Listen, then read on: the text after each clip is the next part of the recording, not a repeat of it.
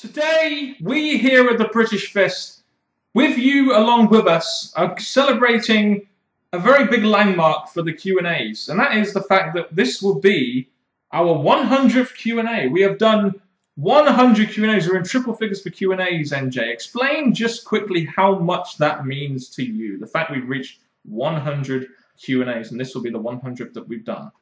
I'd like to thank each and every one of you. I thank my mum, my dad, my younger brother, my other younger brother, my sister, that guy next to my sister. You touch it, I swear to you now. I want to thank the cast of Muppets, Sesame Street, Mr. Blobby up there. I want to say this.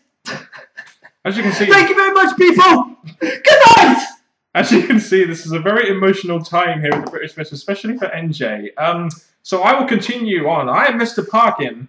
This guy's sitting next to me who's calmed down quite a fair amount. Is none other than NJ. What's up? Looks like the What's Up cheered you up. Subscribe to us, please. Like this video and keep commenting your thoughts on the questions you've answered in this 100th edition of the Q&A down in the comment section below. And please make sure you contact us in the links in the description box below. I was going to say, stop thanking people and make sure you say your line. Business as usual, NJ. We can't celebrate just yet. We've got to celebrate our 104th. That'll be 2 years of Q&As. So there we go. So nothing really special with this Q&A, just a normal Q&A from us, the British Fist. Ka-ching. Ka-ching indeed, and you get an extra ka-ching. I guess that's what's special about this one. Crew 515 Gemma. Where should the Shield go if possible, having and losing a match at Mania? They didn't. Well, they did end up winning their match. I just think that even though they won it, they do need something a little bit different. Them coming out to just beat people, maybe winning the tag titles like you just insinuated there. Maybe a new member, maybe a leader of some kind, or a different purpose. You know, I don't know. But they need something different to what they're doing now because it's kind of getting a bit stale. I think, to be honest, the whole tag titles would be at least a new step. 3 members makes them different to other factions. A leader, they've gone past that. So I think the tag titles will be a start.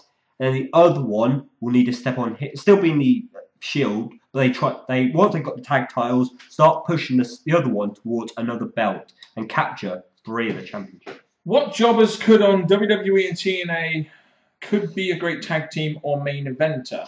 What jobbers? Alex Riley in WWE, he'd be a great main eventer. Magnus would be a good main eventer in my opinion. How about team up Drew McIntyre and Alex Riley in a tag team? Why not? How about, I don't know, it's difficult. WWE is easy, TNA less so. I say, Mason Ryan, bring him back, Alex Riley, Drew McIntyre, and probably one more jobber guy in WWE, Justin Gabriel, have them one. In TNA, I forget about the Robbies, I'm not counting them, not at all, no. Eric Young, the better gimmick, sorry? Joey Ryan. Probably 2 of the... I see, that's only 2, so we've got a new tag to make there. What Attitude Era matches would you bring back? Matches? Well, you couldn't really bring back... Are you talking about stipulations, gimmicks, wrestlers, you know? Buried Alive. I want to see one more of them before the WWE continues to go down the slope. Could you do that in the PGA? Yes, you could. In my rules. You couldn't really do anything hardcore. Yes, you could. Or, you know, you could set the cask on fire. I'd just say bring back like the Hardcore Championship or something. That would be fun. Good way of getting people on TV, like a random belt. What sort of superstars should be in Money in the Bank 2013, and who should win and why? Well, we'll go with the who should win and why. There are many people who could win. 2 of mine would be Cody Rhodes and Damian Sandow. Wade Barrett. Wade Barrett would be another one if they do some good stuff with him. Mind you, he's on a bit of a losing streak right now. Langston. I think Langston could be there. A new talent. Let's put it, a new talent. Will Roman Reigns turn heel on the Shield? Or gradually become a babyface, maybe a future match versus Ryback? Your thoughts? I think Roman Reigns could have quite a big potential in WWE as a heel or a babyface. So I think either way they go with him, that will be fine. I see that you've chose Reigns out of 3 of them, and I think Reigns is the one that people are going to look at first because he normally gets the big dominance in the match. He's the one that stands tall. But I say keep him as a heel. Yeah, I mean, him as a heel or a babyface, you know, would be fine. I think he has a very good look, so I say heel or babyface, whichever way they want to go. John Leslie Reed, with the current PG product, do you see Eugene returning, and would you like to see it happen? Eugene was a fun character, but not for me, you know. How would you book these dream matches of mine? Oh, very, very bestowed of this honor. Eddie Guerrero versus HBK at WrestleMania. That would be quite easy. HBK is Mr. WrestleMania. Eddie Guerrero has never faced Shawn Michaels before. Do it at WrestleMania. Simple. I think Eddie Guerrero was coming to a peak in his career, sadly, before it happened. He was going against big names, and I think a big match against Shawn Michaels at WrestleMania would have needed to happen for him. For the IC title. So it would essentially be a mid-card match. Goldberg versus Undertaker. That's easy. You go on about how Goldberg went on this dominant streak in WCW, went about how many days undefeated, how many matches undefeated, and then you have him go up against the longest streak in history at WrestleMania, streak versus streak kind of thing that they had. Easy. Brock Lesnar and Ken Shamrock, that would be totally based off UFC, really. You know, Ken Shamrock came in the Attitude Era via the UFC. Brock Lesnar's recently come in through the UFC. So that would be a pretty easy storyline to do as well. Something to do with the UFC, really. Maybe even making it some kind of MMA match. Who knows? Now that Scott Hall and Jake the Snake Roberts are getting their lives back on track thanks to DDP, do you think them going into, what do you think of them going into the Hall of Fame? Or do you see them going into the WWE Hall of Fame? Not yet. Maybe if they clean up their act for a while of time, like a couple of years, possibly. Not right now, though. I think this is really getting DDP, Jake the Snake Roberts, and Scott Hall's name out there after their obviously disappearance from wrestling business and the stuff they've gone through. I think once they're on a steady track, I think people will see them in a much stronger light and as legends and in a credible way, that it would be more acceptable, more time to put them into the Hall of Fame. To be honest, I am just glad that DDP is getting Jake the Snake Roberts and Scott Hall back on track. Forget about the Hall of Fame for now. Those guys just needed to get something with their lives going. So I'm very thankful that DDP has actually turned to those two guys and got them back on track. Very thanks to DDP for that one. And you can go to his YouTube channel, actually. I think it's DDP TV, and look at the progress that they're making with that. Jamie O'Halloran 4. Do you like these nicknames? Asses and Baits and Team T in play. I'm guessing this is for the Aces and Eights. No, I just prefer Jobbers and Scrubs. That's a better one. Or Aces and Twos. Or Twos and Threes, because they're shit. Andrew Harris. When do you think Biggie Langston will break away from the Ziggler and become a singles wrestler? Well, right now, they'll use Biggie Langston as a means of getting Ziggler a cheap win. So while he's World Heavyweight Champion, he'll probably stay with him after he finishes his World Heavyweight Championship reign. Then they may think about turning Ziggler face through Biggie Langston or Biggie Langston face through Ziggler. I think this would be Ziggler turning face. That's just me. It looks like it's going down the standard way of creating a new star or splitting up a tag team wrestler and stuff. So I think it's going to go down a way where Langston's going to know he's being used, can't stand it anymore. A bit like Miz and Riley. It's going to probably go down that route. Then we're going to have Langston go off on his own. Hopefully so, as he was very over in NXT. I hope they use the 5 gimmick with him. Howard Starr, or Howard the Man on YouTube. Whatever became of the WWE wanting to do their spring cleaning of releasing wrestlers? Well, I think, to be honest with you, they needed jobbers, and they also had main event. They've also got NXT. They've got so many shows now. I don't think they can really afford to release many people, as they've just got so many shows to put talent on right now. I really think spring cleaning could be done, especially we've got these other shows where new talent are going to be coming in. So I think eventually they'll bring it back. But to be honest, releasing talent is not really making the company look good. They're having to release all these wrestlers who are using the WWE to get a career, future, blah, blah, blah.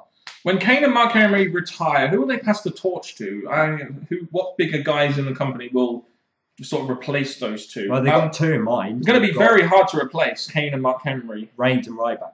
Reigns and Ryback could be very good. You can even put in Biggie Langston there, possibly. Yeah, not really many big guys that could really bring in the pace, but Ryback, Reigns, and and Biggie Langston are 3 of the ones that come to mind there. iRod4545. With SmackDown not giving us more than what we already get on Raw, do you think it might be time that WWE replace SmackDown with NXT and use their other show main event as an in-between both Raw and NXT? I just think they should just split the brands. Or, because everything's happening on Raw, it's kind of like SmackDown is just the filler show. So, yeah. If anything, I think that they've got all these different shows, miniature shows being made. I think the WWE just need to reinvent SmackDown. Keep it SmackDown, just reinvent it, because Raw's get all the population, all the viewership, all the storylines, while SmackDown gets the leftovers. I just think they need to repackage SmackDown once again. Call it Leftover Down. Yeah, that would draw in ratings. Who was the better heel, NWO Hogan or Mr. McMahon? Oh, NWO Hogan was a great heel, but no one got booed as much as Mr. McMahon. No way. I think Mr. McMahon is definitely the better heel. I think Vince McMahon knew all the ways to get under people's skin. He always is the mastermind behind stuff. So I think even though Hogan and NWO had their own ideas to get over in their time, Vince McMahon had his own creative mind as well. So I'll give it to Vince. Vince McMahon had the better character for a heel, a corporate heel. You know, people hate their bosses a lot of the time. And you had the perfect face in Stone Cold Steve Austin, the blue chip worker or the white collar worker, whatever you want to call it, going up against the corporate boss. So that was what made for its great heel. It's not always to do with the heel. It's sometimes to do with the logical people you can put him against. And Austin was the best babyface that they could possibly put up against Mr. McMahon at the time. I think NWO had Sting, maybe, or something, I can't remember. Do you think John Cena could have been respected more if he had the opportunity to defeat Brock Lesnar at WrestleMania 21 instead of JBL for the WWE Championship?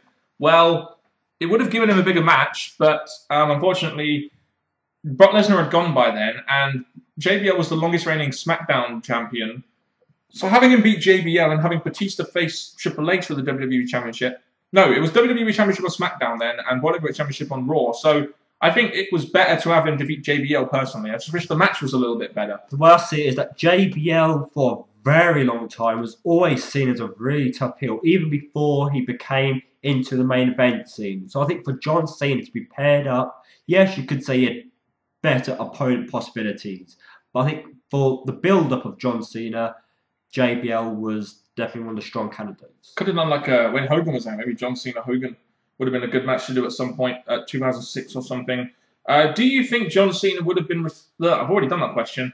That's the... I don't know what that was. Besides CM Punk, if Stone Cold Steve Austin is able to do another match after WrestleMania 30, who else would you like to see him go up against? Stone Cold Steve Austin involved at a WrestleMania. You could put him up against Brock Lesnar.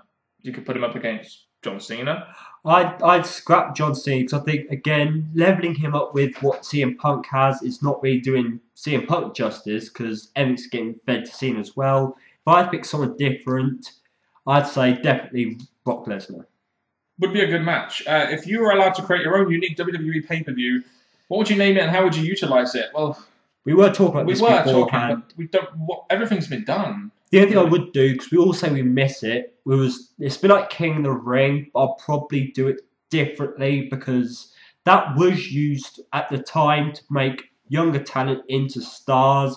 I do the same aspect, just a different name, and sometime building up to a bigger pay-per-view. How about your pay-per-view, right, where you have, it's just semi-finals, you have 4 separate parts of the pay-per-view. You have an IC title semi-final, you have a tag team championship semi-final, you have a US championship semi-final, and there's like a WWE championship semi-final, and then you have the finals on the last 4 matches, something like that. Well, we're going to need something like that just to give other aspects of the WWE a pay-per-view moment, yeah. Yeah, I mean, I think that could work. It's a bit complicated. It's going back to sort of WCW Russo booking, but you never know. Superfan931. How come The Rock doesn't put over Roman Reigns and all the Usos? Most people know they are cousins, and the Usos could have been champion by now. And if Rock put them over and mentioned them on TV, it's a bit early to really be putting Roman Reigns over. And are the Usos ever really going to be anything in WWE? So why would Rock want to put them over? I say, in past Q&As, we've been mentioning The Rock. The Rock's back to do main event-worthy stuff. Yeah. Yes, he could mention, when he's bringing up his family, he could mention those. I see what you mean. But he's been brought back as a main eventer, so he's only going to do main event stuff and mention main eventers. I see what you mean.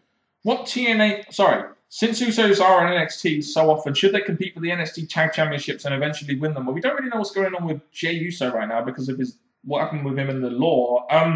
But why not? I mean, you currently have Adrian Neville and Oliver Grey as the NXT Tag Champs. Why not have the Usos involved in that somehow? Even if it's just once. I'm glad you're bringing up the Usos in a frequent few questions because with the Usos, I've always been a fan of them.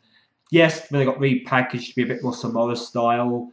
Yes, they never got the shot of being champions. Yes, I was waiting for a time where Rikishi was going to step in.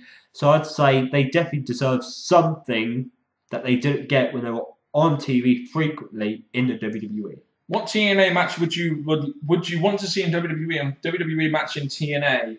Mine would be Lethal Lockdown for WWE and Elimination Chamber for TNA. I personally, King of the Mountain, I would love to see in WWE. I love that match concept. And as for WWE match in TNA. Elimination Chamber. Yeah, like they said there. That would be good. I'm trying to think of another match that has been done in WWE that we haven't seen in TNA yet, and if it could be good. The reason I'm saying the Chamber, why you think? The reason I'm saying the Chamber is because you're representing main eventers all in capsules, coming out, fighting their way. I think TNA could use that to spotlight about 6-7 main events. They have the perfect pay-per-view to do it. It's called Lockdown. Noah James, when in the future do you think the Shield should break up? How would you break them up, and what would you do with each member after they broke up? I think the Shield, as I've said in many Q&As before, need to stay with each other for as long as possible, because eventually this is the group that you're going to take to make them both all into single stars. And I mentioned they would definitely all be single stars. I think the best person to do that with would be Roman Reigns to start off with. I don't know when to break them up, though. It would have to be...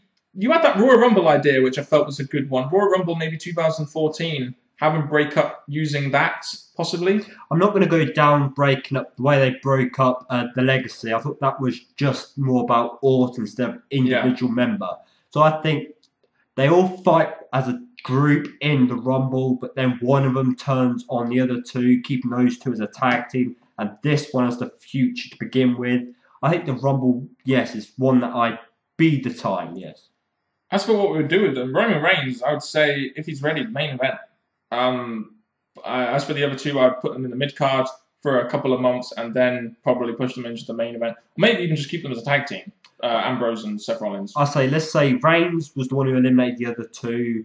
They go off and stay as a tag team, and Reigns, yes, I think at that point, go after the World Heavyweight or the main eventers. Keg of Meat. Who was the best spear? Goldberg, Edge, Batista, Bobby Lashley, and Big Show. It has to be Goldberg. Goldberg had a crushing spear. I'm going to go with, just to be different, I always liked... It's a bit of a tie between Edge and Batista, but I'm going to give it to Edge. Edge's was a bit weak, though, in my opinion. I saw that. That's the reason why I picked Goldberg. View Hall for hire. Over the years, has women's wrestling become irrelevant? Oh, yeah. You know it. Over the years, I think it definitely has. Yes, when we had Lay Cool, it looked like they were always featured every week. Michelle McCool, Layla, Mickie James. Back then, Beth Phoenix, when she slipped up and they didn't use her as much. Yes, I'd say roughly that time period. Kofi is rumoured to be getting a heel turn. How would you change his image, music, and gimmick? Just have him fed up of... This is the best way to do it. Have him fed up of just being in the mid-card and just do like what they did with Jay Lethal and RX. Just have him go on a mean streak. You know, we haven't seen this kind of thing from Kofi Kingston. It would be compelling. Have him go on a mean streak until he gets into the main event where he has never been before because they've never booked him there before. I'd say, yes, that is roughly the way to go, because with me, I personally believe it's a delayed push for Kofi. I believe he should have had a main event shot somewhere in his career, but it never happened. So I think it should come to a time where he's noticing he's always in mid-card or tag feuds and nothing more. Does John Cena have the worst finisher in WWE history? Which one? Not really. There have been worse ones, but I wouldn't say it's the worst. I'd say it's now it's very unimpactful, but I wouldn't say it was the worst. Superfan931. If AEW never got released in the summer of 2012, would the primetime players, in your case primetime jobbers, thanks very much there, be tag champions by now? Well, they were a good tag team with a good gimmick, with a good manager, but as soon as they lost the manager, they just lost their momentum. So I think they probably would be. Sadly, I think they were being very scheduled to be the next tag team champs, and I think without Washington, their credibility went, because obviously what he did while he was their manager. So I put a lot of blame on him why they're not where they should be. Should there be a rule for the Royal Rumble where previous winners are no longer eligible to compete? Not every year, but once every 2 years. Also, should tag teams and stables enter as one under the Freebird rule, like when the tag titles are defended? I don't agree on the Freebird rule. I think it should be every man for himself. But I don't think the rule should be taken out where previous winners are no longer eligible, because then you'd probably lack a lot of star power in the Royal Rumbles. I look at it and think maybe the last year's Royal Rumble should be in another match. Let's say Randy Orton wins 1 year or John Cena wins 1 year. The next year after, maybe he should not get the same opportunity. Maybe just the year before at least. Not every year, just the year before. Maybe it would stop us getting repeated winners, but I see why you say that. I agree and disagree.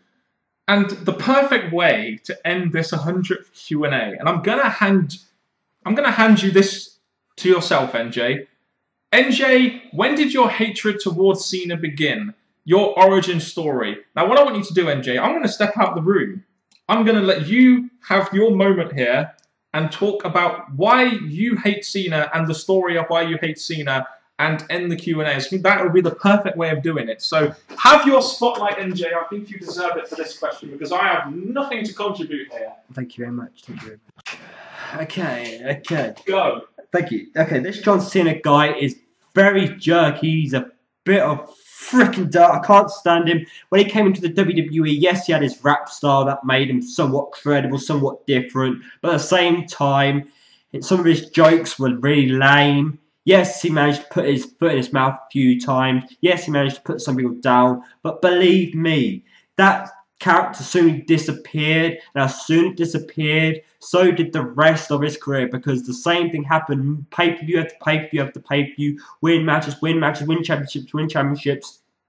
For the fans that like John Cena, I do apologise. I friggin' hate his guts. And all I'm going to say, people, is if you like John Cena, then you're not going to like what I'm saying. But John Cena, for frick's sake, it's been many, many years, over a decade. I still frickin' hate you. Fans still frickin' hate you. People try to defend you because you're good for business. To believe me, you're good for this kind of business. Now, John Cena, fuck off. And please leave the championship scene and the main event scene alone because we're for other stars to take your place. Thank you very much. And from me and Jay, Mr. Parkin, and have a great time. Hope you enjoyed this 100th Q&A. Until next time, YouTubers. Goodbye.